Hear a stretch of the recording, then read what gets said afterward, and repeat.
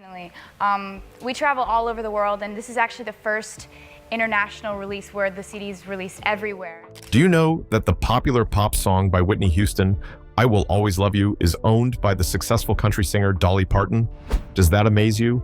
Get ready for more surprises as we explore top country artists who secretly wrote hits for pop stars. Number 10, Dolly Parton. Recently we were doing some business, but during that time, it's no fault of Elvis. The first surprise on your list today is knowing that the popular Whitney Houston song, I Will Always Love You, is owned by Dolly Parton. You didn't know that, right? Well, you shouldn't be surprised. Music genres are blended into each other. A song might have minimal success in its original genre, but make more sense when sampled in another. Dolly Parton also had other songs that got big airplay in the pop domain. Let's unearth more of this as we quickly journey through Dolly's great musical career. Several struggles and challenges characterize Dolly's journey into the entertainment industry. The first fact about this great musician is that she wasn't born with a silver spoon.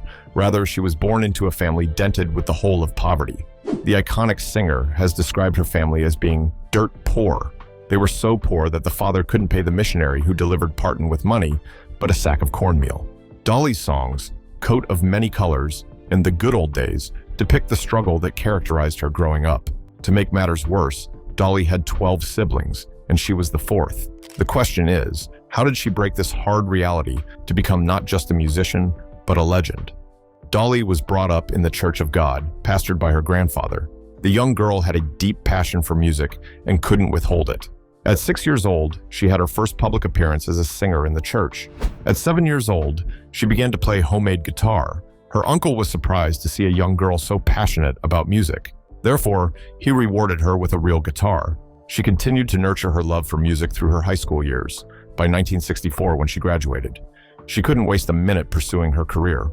Right after that, she traveled to the songwriter city, Nashville. She started her career journey in a small way, singing on local radio and television and working for a small music label in Louisiana in her teenage years. However, these did not give her the success that she wanted.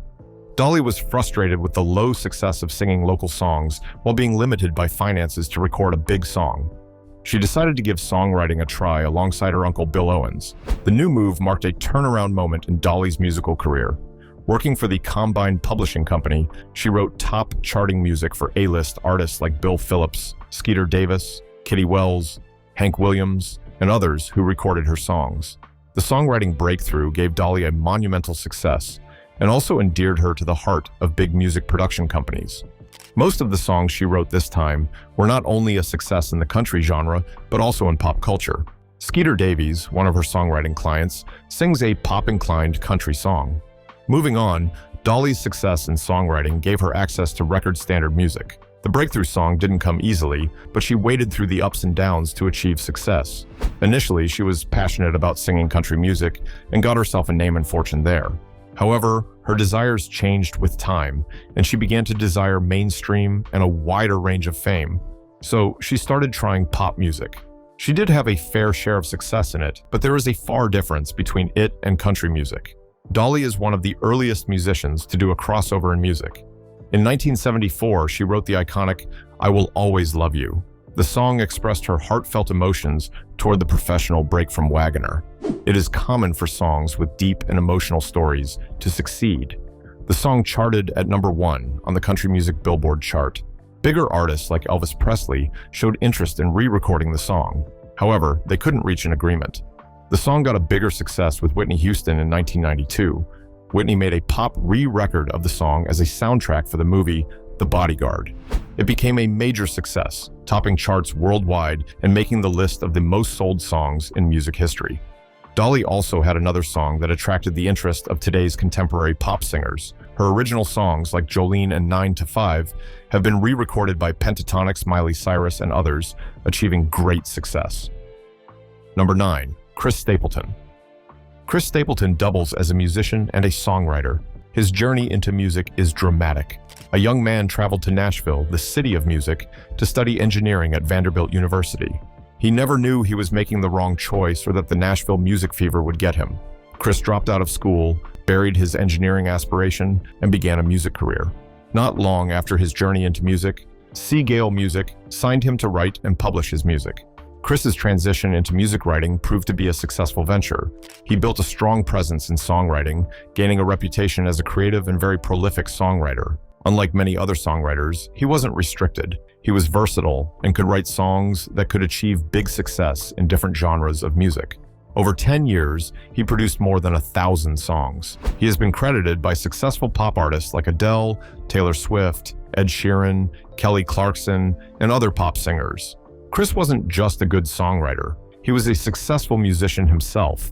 He is one of the big figures in the contemporary division of country music.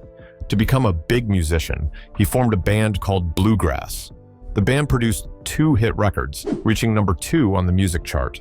Progressing from there, he joined another musical group before going solo in 2013 after signing a record deal with Mercury Nashville, a division of Universal Music Group in Nashville. His first solo album, The Traveler, was a big success. To strengthen his musical success, Chris collaborated with Justin Timberlake to perform his version of Tennessee Whiskey, which was originally owned by David Allan Coe. He also performed Timberlake's song, Drink You Away. The performance received widespread positive acceptance, giving him national prominence. The aftermath of the Traveler album's success came with a Grammy Award nomination. He won the category for Best Country Album and Best Country Solo Performance. In addition, he won the Best Album of the Year at the Academy of Country Music Awards. This great success made the album the best-selling country album in the year 2016. Chris retook his commercial songwriting career in Justin Timberlake's 2018 album. He partnered with Timberlake to write 3 songs for his Man of the Wood album. The album succeeded, taking up the top 10 position on the Billboard 100. Can you guess who is next on the list? Number 8, Taylor Swift. For me, one of the things I'm really proud about this CD, I wrote it by myself without any co-writers, so. Talk about the most successful and richest female musician of our time. You are indirectly talking about Taylor Swift. Taylor's music exploits have no bounds, championing different music genres and pulling out many albums on the sales charts yearly. It is not a surprise that she is regarded as the world's best-selling artist and also highest-grossing touring artist.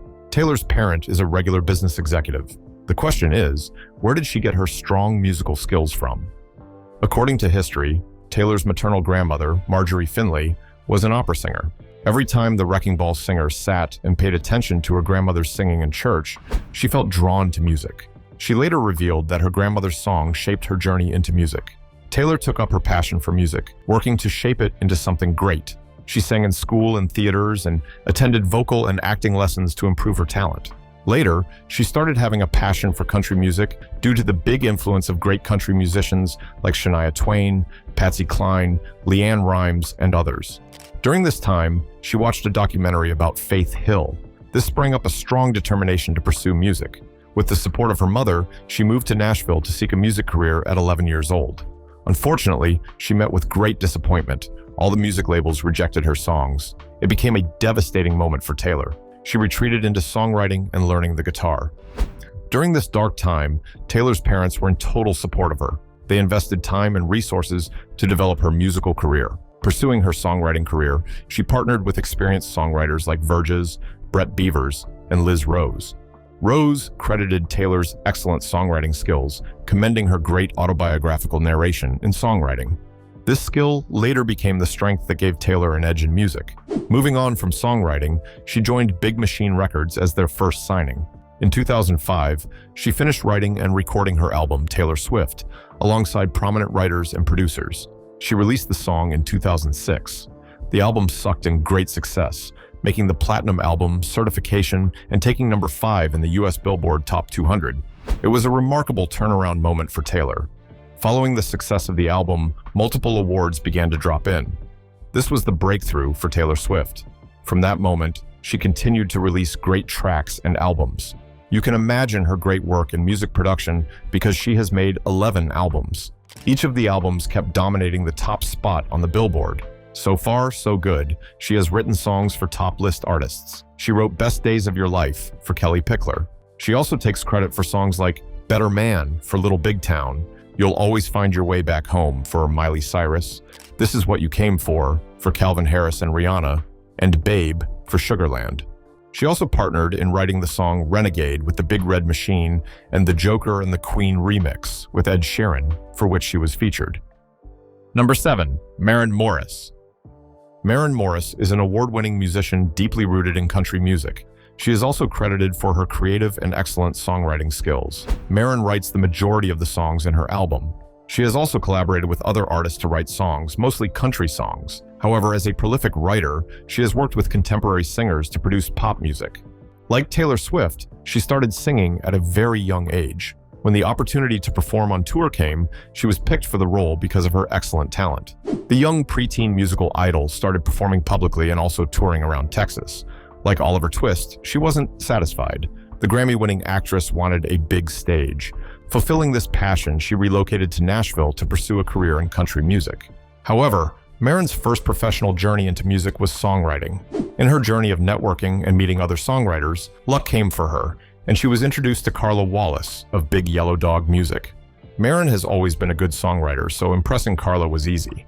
Following the meeting, she was given a 4-year songwriting contract in Carla's music recording company. In maximizing the huge opportunity, she began co-writing materials with other songwriters. The materials proved to be impressive. In no time, country musical artists and other genres of artists began to record her material. The popular Tim McGraw took the first turn to record Marin's work. He recorded Last Turn Home as part of his 2014 album, Sundown Heaven Home. The country pop artist, Kelly Clarkson, also recorded another song by Marin. The song, Second Wind, was part of the music artist's 2015 album, Piece by Piece. What more could Marin offer besides secretly writing songs for big music artists? She got the answer from a colleague, Wallace, a fellow songwriter. Wallace encouraged her to start recording her songs because they were personal and connected to her. Marin yielded to the advice and recorded an EP titled Marin Morris. The EP gathered 2.5 million views on Spotify. Following this success, she was signed to Columbia Music Label. In 2016, the breakthrough song came.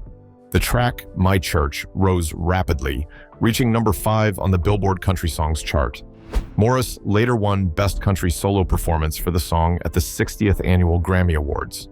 Marin's cutting-edge success in songwriting and singing made her a big success. Stephen Thomas Erlewine, a music critic, credited Marin, highlighting her versatility in songwriting and excellent productivity.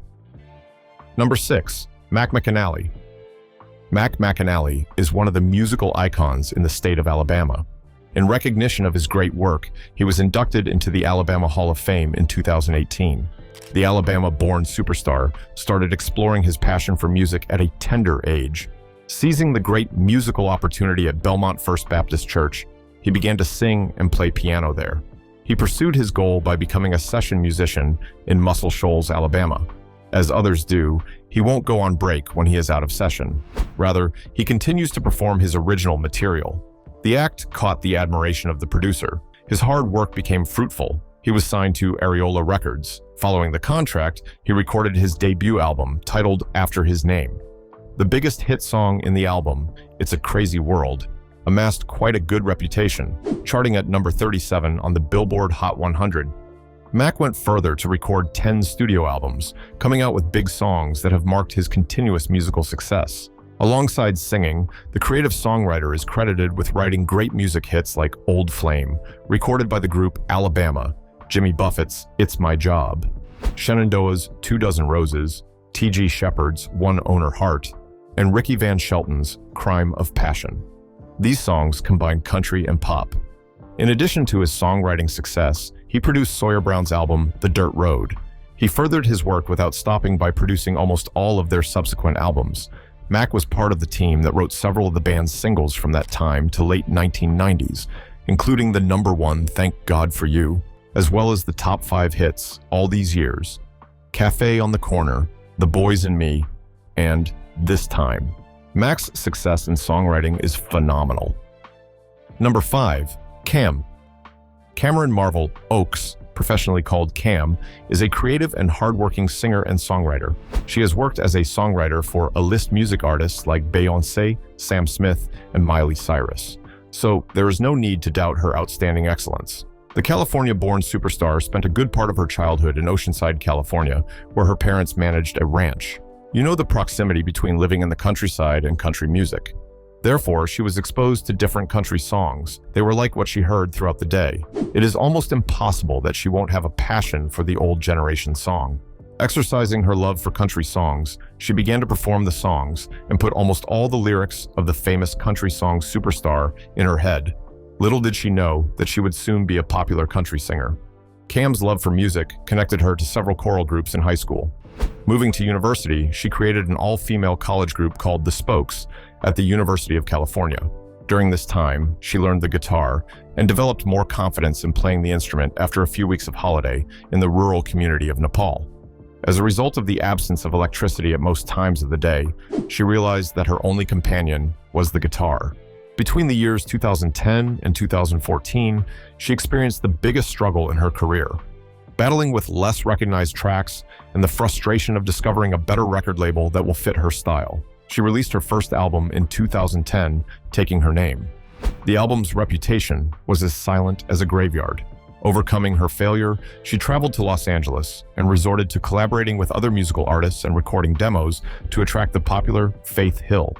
Fortunately, her song got the attention of Tim McGraw's manager.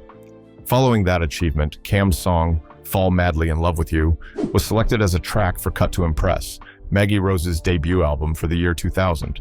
Continuing in the momentum, Miley Cyrus recorded one of Cam's songs, Maybe You're Right, on her year 2000 album, Bangers.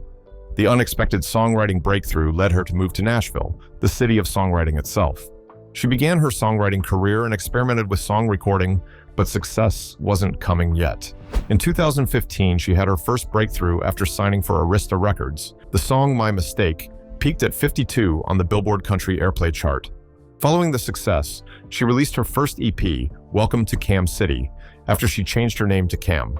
She observed that fans were having challenges calling her last name. The EP achieved a higher level of success. The biggest turning point in her musical career came after the release of the single Burning House. She performed the song on the radio program The Bobby Bones Show, which drew the attention of Sony Music Production. The music giant agreed with KM to release the song as a single on the 16th of June, 2015. What happened thereafter was an explosive success, bringing KM so much recognition, awards, and accolades. From there on, she kept gliding on the frictionless path of success. She has released several hits and albums thereafter. Recently, in 2024, she contributed to Beyoncé's Cowboy Carter project. She added her great songwriting skills to the album and took the backup vocals in the recording. Number 4, Hillary Lindsey. Who is a very big guy in the music business. He's in LA. A typical 2-year-old baby should be concerned about playing and messing things up. However, Hillary was different growing up. At 2 years old, she was already grappling with songwriting. Building on her early newfound love, she joined her church choir and became active. Unlike children of her age group, Hillary was profoundly dedicated to music. She competed in the local Kiwanis Talent Showcase to win her first award. She upped her game by winning the 4-H musical competition. Lindsey continued her musical aspiration by moving to Nashville in 1994 to enroll in Belmont University's Music Business School. Hillary had her first songwriting deal in 1997 during her undergraduate years at Belmont. At one point, she was signed to Sony Music Production. This was supposed to be an easy ride to her musical breakthrough, but things went wrong. She was dropped from the production company 3 months later. The silver lining in her dark cloud during this moment was the song Blessed in 2002. The song was written for Martina McBride, marking her first songwriting breakthrough. Hillary might have had minimal success recording her song, but you cannot dispute her incomparable success as a songwriter. She has written a couple of successful songs for big artists. She won 1 Grammy Award for her excellent songwriting contribution to Carrie Underwood's song, Jesus, Take the Wheel. The song won Best Country Song in 2006. She repeated this remarkable achievement in 2016 with Little Big Town's song, Girl Crush. Hillary also got an Academy Award nomination for Coming Home, recorded by Gwyneth Paltrow for the soundtrack of Country Strong in the Best Original Song category. She bagged her 3rd Grammy Award for the song I'll Never Love Again from the soundtrack of the 2018 film A Star is Born. According to 2018 statistics, the prolific songwriter penned down 20 #1 singles. She continued her award-winning streak with the Best Songwriter of the Year award by the Academy of Country Music. Hillary put in the power of partnership to push her success even higher. Doing this, she partnered with the iconic songwriter Lori McKenna and Liz Rose, using the name Love Junkies. The trio's success had reached an unimaginable height as of 2016. They sold over 50 million songs individually, collectively, or through partnerships with others. Hillary has worked with Taylor Swift, Miley Cyrus, Shakira, Lady Gaga, and many popular pop artists. Her achievement in songwriting might overshadow her singing career, but you can't dispute her great value in country songs, pop music, and other genres. Number 3, Brett James. Hey guys, it's Brett James. I am super stoked to be on Now 74. Brett James shares another story of musicians whose songwriting success overshadowed their singing success. Nevertheless, they belong to the behind-the-scene integral part of musicians. It is worth noting that Brett James dropped out of medicine to pursue music. In a world where the doctor is regarded as an important personality, it is rare to see people drop such an honorable career to follow their passion. Brett James understood his deep passion and was ready to risk ditching his years of acquiring a science degree and his investment in medical school to go into songwriting and singing. Fortunately, it worked for him. He achieved a level of relevance beyond the reward of his sacrifice. Healing people through music is an honorable thing to do, don't you think? After dropping out of medical school, he joined Arista Records in the iconic city of Nashville. Keeping up with his dream, he released his self-named album in 1995. Some of the big hits in the album are Female Bonding, If I Could See Love, and Worth the Fall. He also participated in the 2 compilation albums produced by Arista Nashville.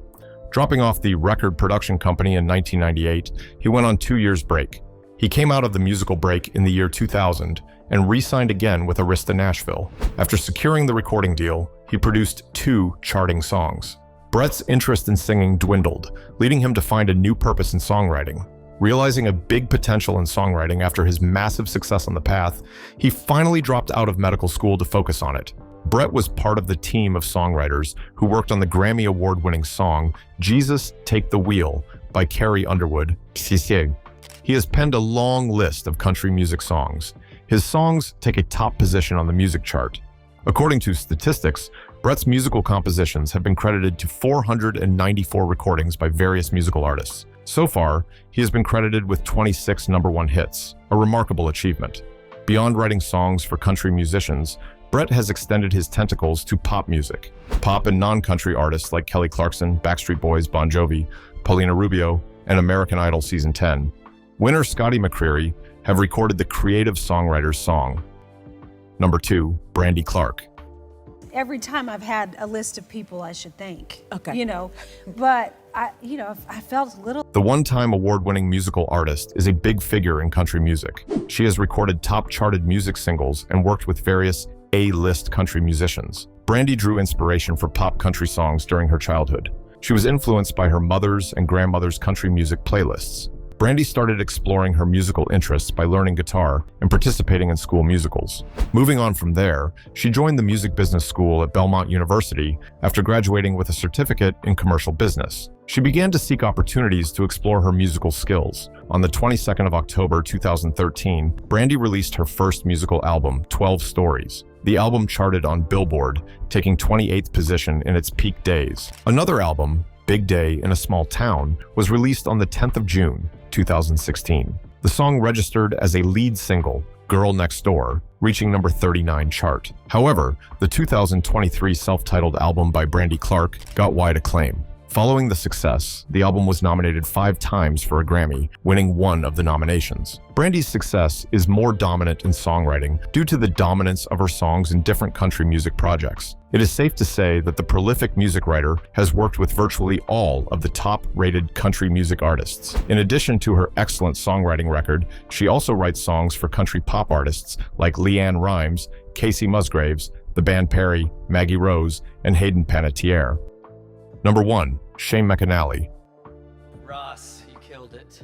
Thank you so much for doing that. I love seeing pictures of myself. The music path as early as 12 years old. He had several touches with music in his teenage years before moving to Nashville to seek a wider opportunity in music. In 1999, he signed a recording deal with Curb Records. He released a self-named album in the year 2000. The album carries hit singles like Say Anything, peaking at number 41 on the Billboard chart. As a sequel to the single, he released another single, Are Your Eyes Still Blue? The single was the only hit that attained the top 40 on the Billboard chart. Moving on from singing, Shane started the journey into songwriting. He wrote 6 songs for the soundtrack of the 2007 independent movie Shelter. Following the success, he returned to Nashville to concentrate on songwriting for other musical artists. The majority of his materials are centered on the country music genre. However, he did some songs for pop artists, including country pop artists like Walker Hayes, Casey Musgraves, the popular pop singer Kelly Clarkson, Luke Bryan, Kelsey Ballerini, and other non-country artists. In 2019, McAnally won the ACM Award for Songwriter of the Year and Grammy Award for Best Country Song for co-writing Casey Musgraves' Space Cowboy. Is your favorite country musician on the list? Who do you think had the most impressive contribution to the music world? Let us know in the comments. Thanks for watching. If you enjoyed this video, like, share, and subscribe to this channel. Before you go, watch the other videos on your screen.